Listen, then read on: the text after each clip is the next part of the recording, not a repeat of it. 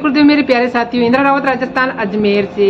प्यारे साथियों, ये कहानी है एक ऐसे भक्त की जो रोज रोज मंदिर जाकर ईश्वर की भक्ति किया करता था और पूजा अर्चना किया करता था। उसका रोज का यही नियम था।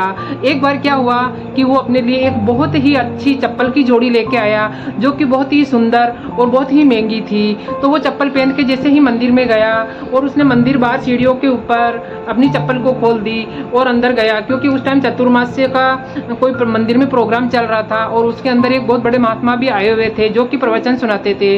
वो अंदर बैठा और जैसे ही प्रवचन सुनने लगा, लेकिन उसका दिमाग उस दिन प्रवचन में लगा ही नहीं, क्योंकि उसके दिमाग में ऐसा हो रहा था कि मैं बहुत ही अच्छी और बहुत ही महंगी चप्पल लेके आया हूँ जो कि बाहर रखी हुई है, और उसका दिमाग उन चप्पलों में ही अटका रहा। प्रवचन खत्म होने के बाद में वो अपनी चप्पलें पहनकर घर पे आ गया और जैसे वो सोया रात को तो उसको स्वप्न आया। ईश्वर ने उसको ईश्वर दिखाई दिए और उसने देखा कि ईश्वर उनकी चप्पलों के पास में खड़े थे। तो ये उसको समझ में नहीं आया और उसने सोचा कि मैं ये बात किससे डिस्कस करूं। तो उसने सोचा कि अब बहुत बड़े महात्मा आए हुए हैं तो उसके पास में चलकर इस बात का डिस्कस करते हैं। तो जैसे वो दौड़ा उस महात्मा के पास में आया और महात्मा से पूछा कि महात्मा जी, आज मेरे को ऐसा सपना आया कि खुद ईश्वर मेरे स्वप्न में आए, लेकिन वो मेरी मंदिर की सीढ़ियों के बाहर में मेरी चप्पलों के पास में खड़े हुए मुझे नजर आए। इसका क्या मतलब है?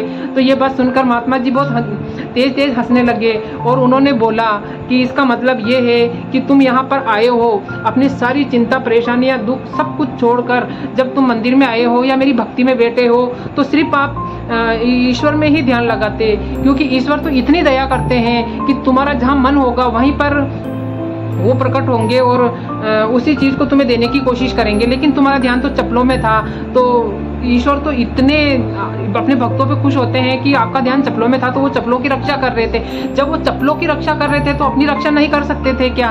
तो इसका कहने का मतलब ये है कि अगर हम ईश्वर को ध्यान पूजा करने जाते हैं तो हमें सिर्फ अपना ध्यान पूरा ईश्वर की भक्ति में लगा देना चाहिए और उसके बाद में सब कुछ ईश्वर पे छोड़ देना चाहिए। ईश्वर अपने भक्तों को कभी भी निराश नहीं करते हैं। जब वो चप्पलों की रक्षा कर सकते हैं तो तुम्हारी रक्षा नहीं करेंगे क्या? ये सुनकर वो बहुत ही शर्मिंदा हुए और उस दिन के बाद में उसने सोचा कि चाहे कुछ भी हो जाए, पूरी दुनिया लूट जाए, लेकिन हमें अगर हम ईश्वर का ध्यान करने बैठ रहे हैं तो हमारा ध्यान सिर्फ ईश्वर में ही रहना चाहिए। तो प्यारे साथियों, ये छोटी सी कहानी आपको कैसी लगी? अच्छी लगी हो तो लाइक कमेंट और शेयर कीजिए, नया है तो मेरे चैनल को सब्सक्राइब कीजिए।